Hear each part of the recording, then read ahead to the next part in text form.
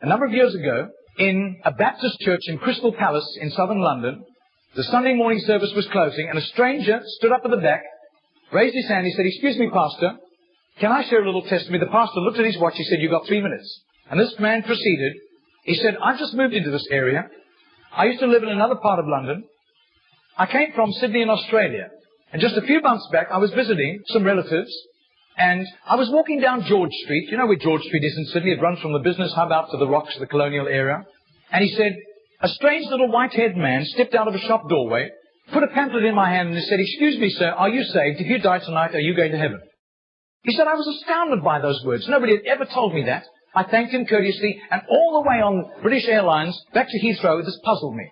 I called a friend who lived in this new area where I'm living now, and thank God he was a Christian. He led me to Christ.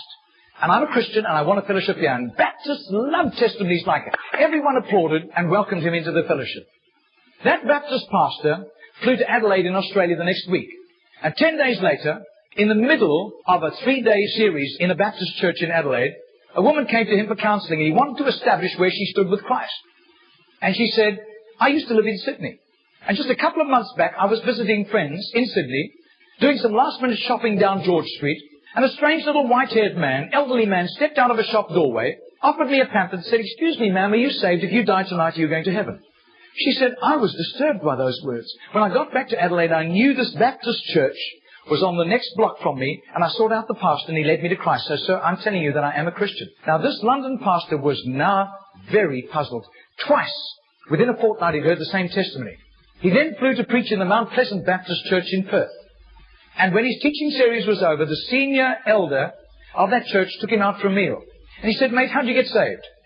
He said, "I grew up in this church from the age of 15 through Boys Brigade. Never made a commitment to Jesus, just hopped on the bandwagon like everybody else. And because of my business ability, grew up to a place of influence. I was on a business outing in Sydney just 3 years ago, and an obnoxious, spiteful little man stepped out of a shop doorway, offered me a religious pamphlet, cheap junk, and accosted me with a question. 'Excuse me, sir, are you saved? If you die tonight, are you going to heaven?' He said, I tried to tell him I was a Baptist elder. He wouldn't listen to me. He said, I was seething with anger all the way home on Qantas to Perth. He said, I told my pastor thinking he would sympathize with me, and my pastor agreed. He had been disturbed for years, knowing that I didn't have a relationship with Jesus, and he was right. And my pastor led me to Jesus just 3 years ago." Now, this London preacher flew back to the UK and was speaking at the Keswick Convention in the Lake District. And he threw in these 3 testimonies. At the close of his teaching session, 4 elderly pastors came up and said, "We got saved between 25 and 35 years ago, respectively, through that little man on George Street giving us a tract and asking us that question." He then flew the following week to a similar Keswick Convention in the Caribbean, to missionaries. And he shared the testimonies. At the close of his teaching session, 3 missionaries came up and said, "We got saved between 15 and 25 years ago, respectively, through that little man's testimony and asking us that same question on George Street in Sydney." Coming back to London, he stopped outside Atlanta, Georgia, to speak at a Naval Chaplains Convention. And when his 3 days of revving these Naval Chaplains up, over 1,000 of them, in soul winning, the Chaplain General took him out for a meal. And he said, "How did you become a Christian?"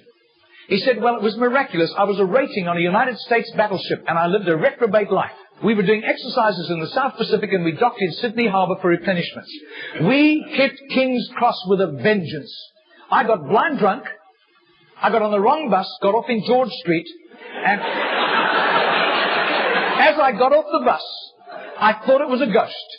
This elderly white-haired man jumped in front of me, pushed a pamphlet in my hand and said, 'Sailor, are you saved? If you die tonight, you're going to heaven.'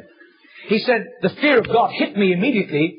I was shocked sober and ran back to the battleship, sought out the chaplain. The chaplain led me to Christ. And I soon began to prepare for the ministry under his guidance. And here I am in charge of over 1,000 chaplains, and we're bent on soul winning today."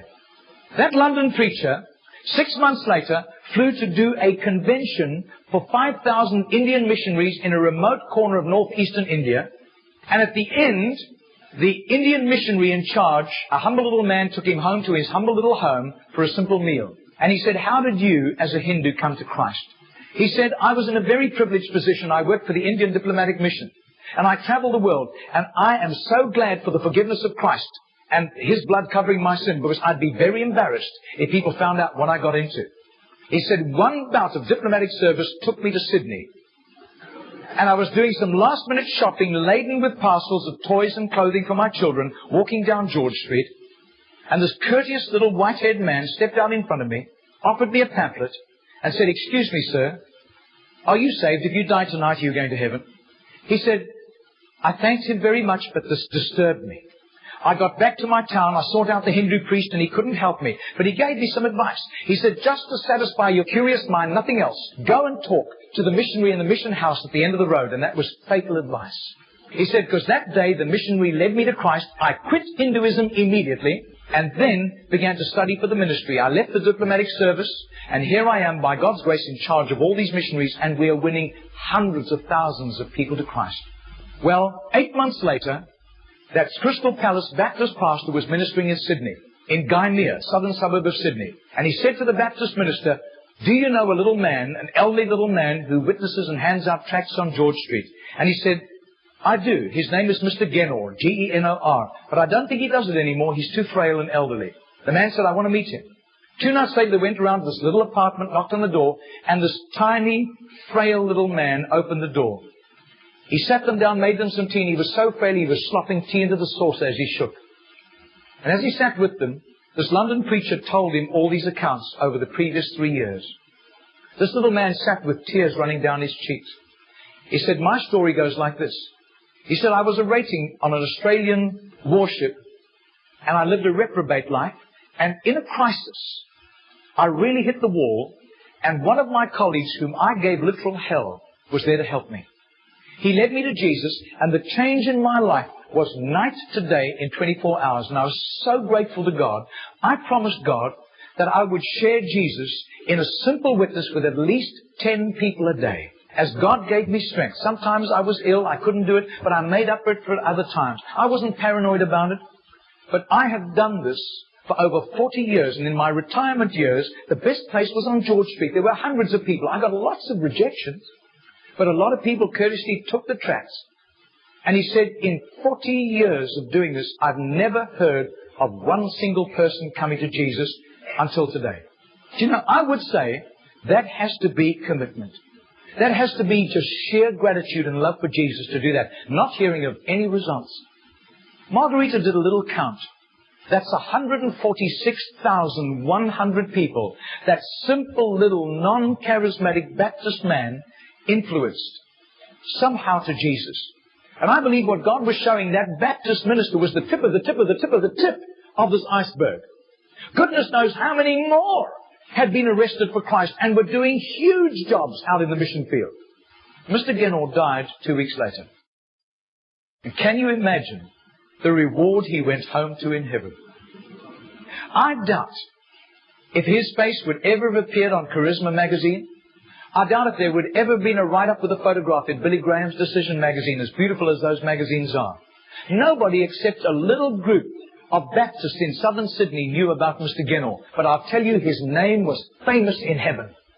Heaven knew Mr. Genor. And you can imagine the welcome and the red carpet and the fanfare he went home to when he arrived in glory.